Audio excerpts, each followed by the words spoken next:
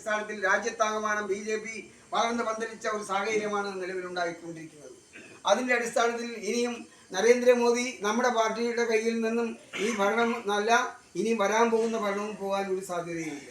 കാര്യം ജനങ്ങൾക്ക് ബോധ്യപ്പെട്ടു. ഇപ്പോൾ തന്നെ 70 വയസ്സ് പ്രായമായ ഒരു അമ്മയ്ക്ക് ഒരു അച്ഛന് 5 ലക്ഷം രൂപ സൗജന്യമായി മരുന്ന് വാങ്ങിക്കാൻ കൊടുക്കുകയാണ്.